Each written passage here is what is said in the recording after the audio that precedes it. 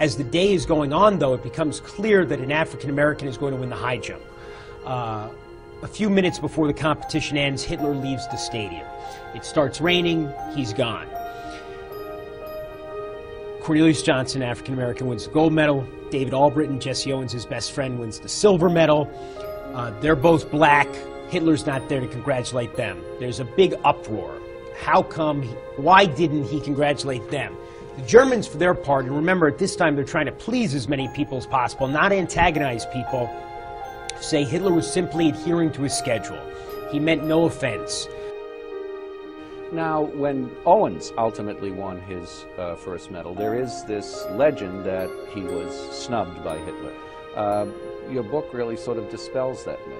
Well, there are two things. Now, you know, he wins his first gold medal the day after Cornelius Johnson wins the gold medal in the high jump. And this story is already out there, the snubbing of the African-American athlete, rather than the snubbing of Jesse Owens. By the time, what happens overnight, in the midst of this uproar, the head of the International Olympic Committee tells Hitler, this is unacceptable. We don't want a political controversy here. You either congratulate everyone or you congratulate no one. Hitler says, fine, I won't congratulate anyone. And again, this is 1936. Hitler does not want to antagonize the head of the Olympic Committee on the first day of the Games. But technically, I don't think you could say he snubbed him because he was told not to congratulate him publicly.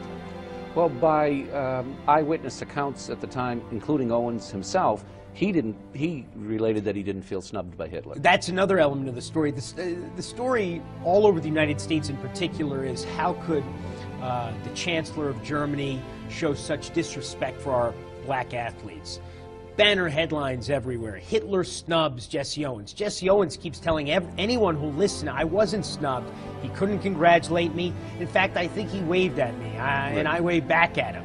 He said this several times. Some of the black papers in the U.S. reported that Hitler treated Owens quite well, based on Owens' own comments. And in fact, one of the African-American reporters who was covering the games in Berlin said, there was a headline in the Pittsburgh Courier, the African-American paper in Pittsburgh, you know, Hitler lauds Jesse Owens, etc., etc. So there was a difference of opinion at the time.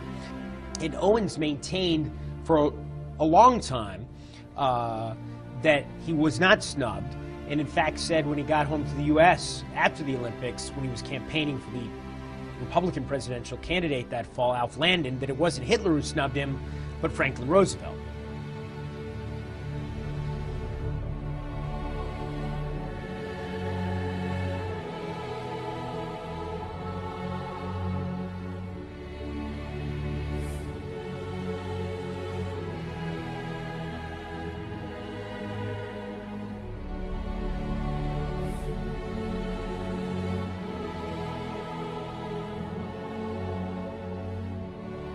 The white athletes were invited to the White House by FDR, and Jesse was not invited, as well as any of the other black athletes.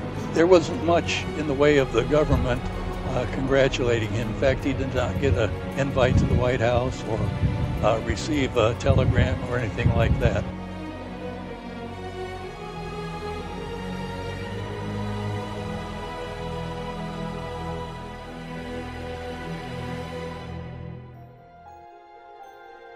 His fame having preceded him, and in stark contrast to the way he had been treated in the States, Owens found himself greeted warmly by the German people.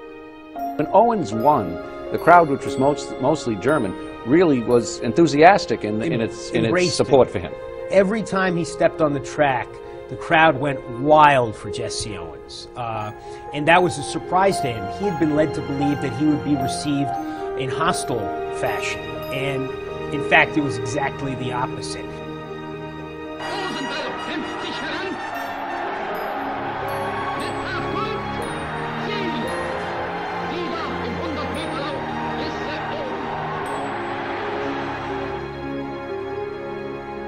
I'm very glad to have won my 3 events of the Games here at Berlin.